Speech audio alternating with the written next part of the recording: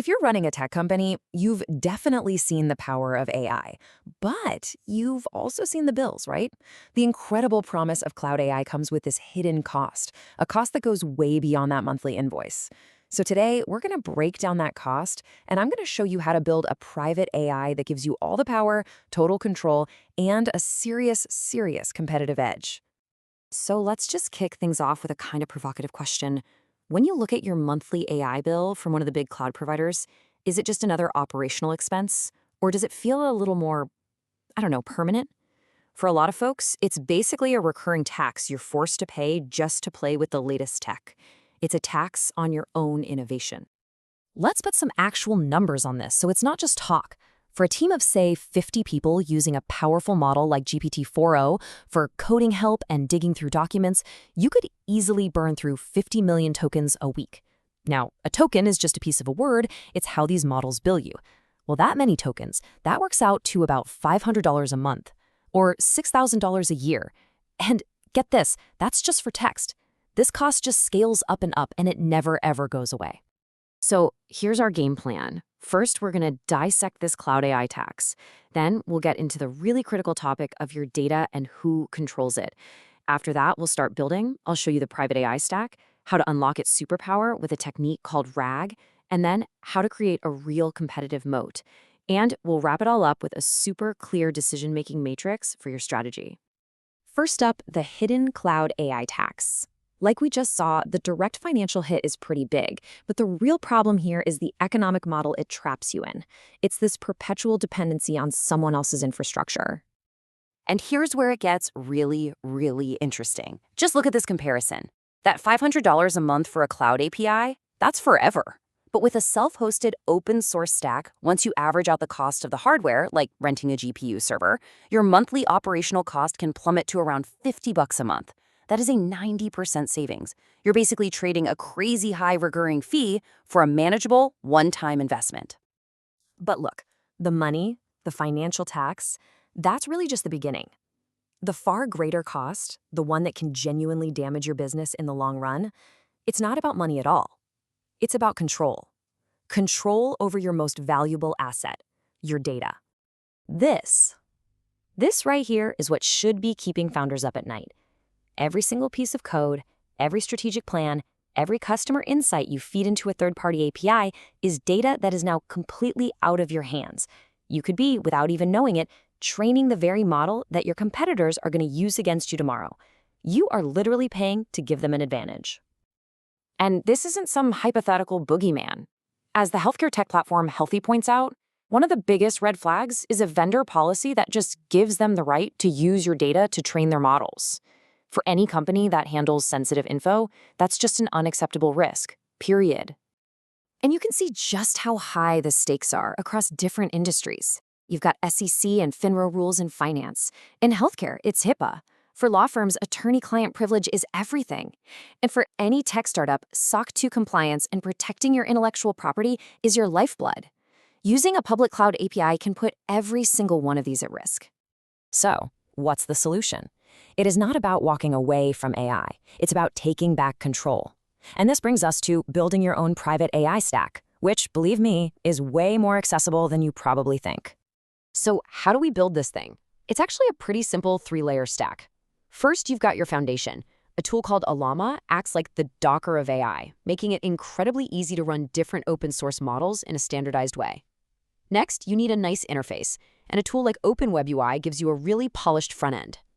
And finally, the model itself, your own private brain, which can be a super powerful open source model like Meta's Llama 3.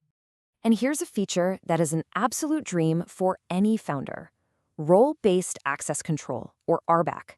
This is built right into tools like OpenWebUI. What it means is you can set permissions to control exactly who sees what. Your summer intern, they can use the AI for general coding questions, but they will never have access to the sensitive, executive-level chats about strategic planning. That's the kind of fine-grained control you simply do not get with a public tool. All right, so we've built the basic stack, but now it's time for the golden nugget, the pro tip that takes your private AI from being just a simple chatbot to a genuine superpower. This is where you get a massive return on your investment. Now, this part is crucial. So many teams will get Ollama up and running and they'll just stop there. They think, great, we've built our own private chat GPT, job done. But they're leaving like 90% of the value on the table, and that is a huge mistake. The real magic comes from something called retrieval augmented generation, or RAG. Now, in simple terms, RAG is a technique that connects your language model to your own private data, your internal wikis, your technical manuals, your old customer support tickets. The model isn't just answering based on what it learned from the internet, it's answering based on your company's knowledge. And this is the real difference in practice. A generic chatbot pulls its answers from the public web, but your private RAG pipeline? It gives you answers sourced directly from your company's own documents. A new hire can ask, hey, what's our policy on code reviews for the Python backend? And get an instant, perfect answer pulled straight from your engineering handbook. You've essentially turned your own server into a powerful, secure, private enterprise search engine. Okay, so if RAG is your superpower, then fine-tuning is how you build an unbreachable moat around your business. This is the final step. This is where you create an AI that is uniquely, fundamentally yours. A generic model like Llama 3 is, don't get me wrong, incredibly capable. But a version of Llama 3 that has been fine-tuned on your company's entire Git repository, an AI that has learned your specific coding style, your proprietary libraries, your internal jargon, that is a completely different beast. It's not just a little better, it's 10 times better for your specific use cases. Now, you're probably thinking that fine-tuning sounds prohibitively expensive and, way too time-consuming. And honestly, it used to be. But an open-source tool called Unsloth has completely changed the game. It radically optimizes the fine-tuning process, making it totally accessible to startups, not just the megacorporations. Just look at these numbers. It's wild. What used to take 100 hours of compute time on a top-of-the-line GPU can now be done in just 45 minutes. On a free Google Colab notebook, all thanks to Unsloth. This isn't just a small improvement, this is a revolutionary leap that puts the power of custom AI directly in your hands. Okay, we've covered a ton of ground, from the hidden cloud tax all the way to the power of fine-tuning. Let's bring it all together into a simple, actionable framework that can guide your company's AI strategy from here on out. So what's the verdict? Well, it's not an all-or-nothing decision. The smartest strategy is a hybrid one.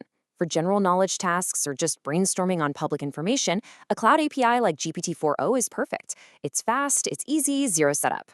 But, and this is the important part, for anything involving your code, your internal docs, or any sensitive data, the answer is crystal clear. Self-host a private stock. You'll save about 90% on costs, and more importantly, you will maintain 100% control over your data.